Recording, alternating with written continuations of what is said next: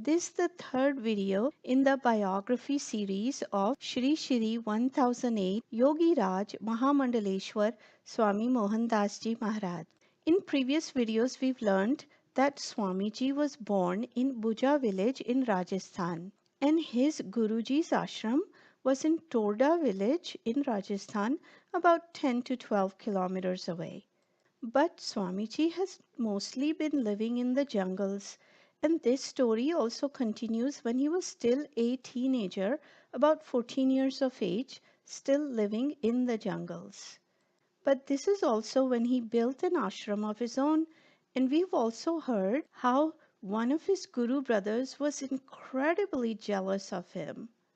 In this part of the story, we learn how it came to be that Swamiji got initiated into being a sannyasi by his Guru Maharaj. Swamiji constructed an ashram on the mountains of Krishnavati river, which was very near to his birthplace, and started living there. Time passed and Swamiji's age crossed 14 years. Swamiji started reading from the Srimad Bhagavata, a Hindu holy scripture, at his ashram. Sri Jagmohan Ji Mishra, a resident of Havand in Sikar, Rajasthan, was the Acharya, the head priest. Many learned scholars and Mahatmas started coming from far off places to this reading by Swamiji. Day and night, innumerable devotees lined up. The jungle turned out to be a place of worship. The devotees came across lions on their way to the ashram, but since they came in groups, there was no fear among them, and the animals used to go away silently. When Baba Bharat Das Ji came to know about this from his disciples, he sent Shri Dhiram Das Ji and junior guru Shri Shri 108 Shri Shankar Das Ji to Swamiji's ashram. Upon seeing the Swamiji's ashram's grandeur, gathering of so many devotees, and the elaborate arrangements, Shri Dhiram Das Ji told Swamiji with a sarcastic tone, "Mohandas, nowadays you have become an accomplished seer." Swamiji replied, "This is because of your blessings." To this, Shri Dhiram Das Ji said, "My blessings are of no use. As it is, Guru Maharaj has made you Ram. Now you are Ram, and like Lord Rama, you too are making the jungle a sacred place by your presence." Swamiji's reply was, "Dhiram Das Ji, Lord Ram is the only Ram. I'm only a humble servant at your feet." Shri Dhiram Das Ji again kindled Swamiji, saying, "Then when can we expect you at Torda?" Swamiji did not get agitated. Instead, he said, "Maharaj, this place too now is Torda, since you have set your foot here." At this, Shri Dhiram Das Ji became angry and told the accompanying guru, "Mohandas has become too proud of himself." The junior Guru Maharaj addressed Swamiji and said, "Mohandas, you have not yet received initiation into sannyas. You have become such a big seer and talking like one." Swamiji replied, "Maharaj, what is there in it about becoming a seer or accomplishment that makes you so agitated? Just now I was telling you that I am not yet fit even to serve you. That being the case, where does the question of accomplishment arise?" Hearing Swamiji's reply, Shri Dhiram Das Ji and Shri Shri 108 Shri Shankar Das Ji were angered and started to leave the ashram. Swamiji called behind them and said, "Maharaj, it is very unfortunate that you are displeased with me. You are leaving my ashram in anger. Even then, please do me a favor. Request Guru Maharaj on my behalf that he initiate me into sannyas this month itself. Of course, I have met many Mahatmas, but my heart is always with Guru Maharaj. He was the first one who gave me darshan.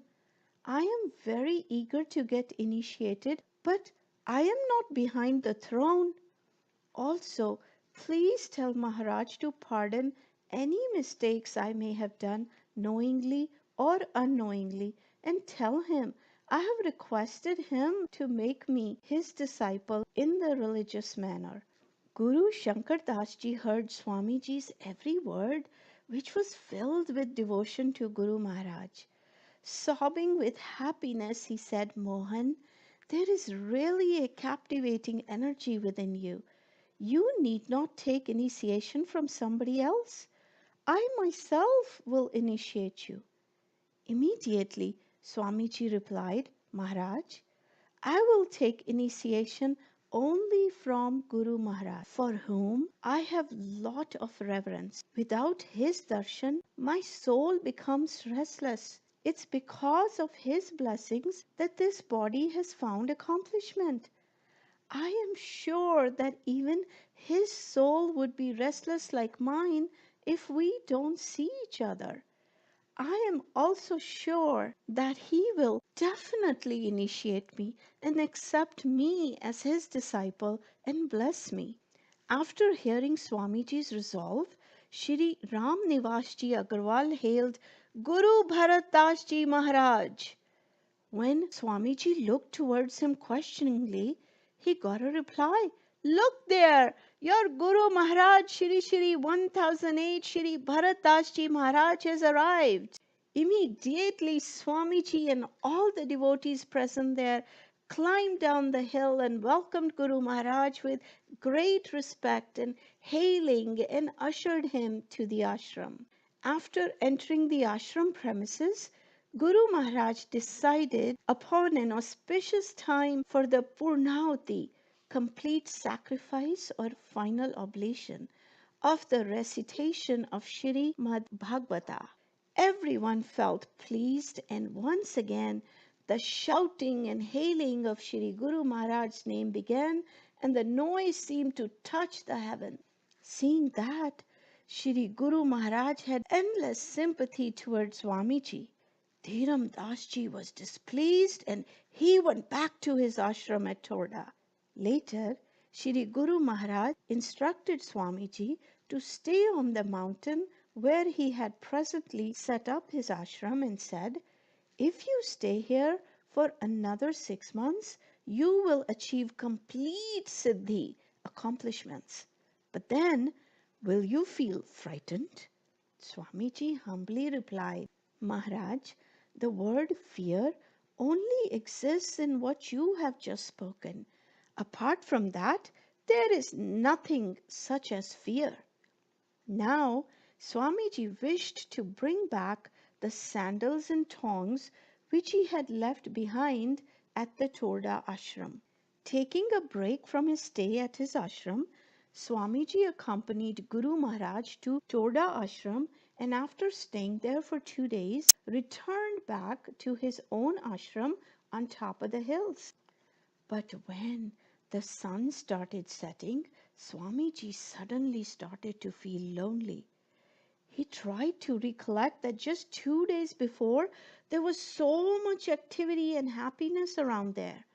If in one corner of the ashram the musical chanting of Swaha, a word uttered while making an offering to a deity, was being heard, in another corner melodious singing was in progress.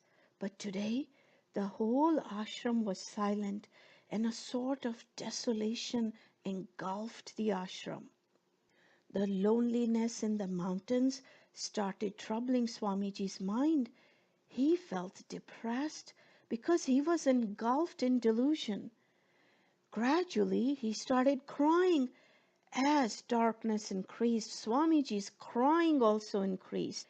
But in the same way the crying had increased, it gradually faded out. Now Swamiji questioned within himself as to why he was crying. Who was there that was going to quieten him?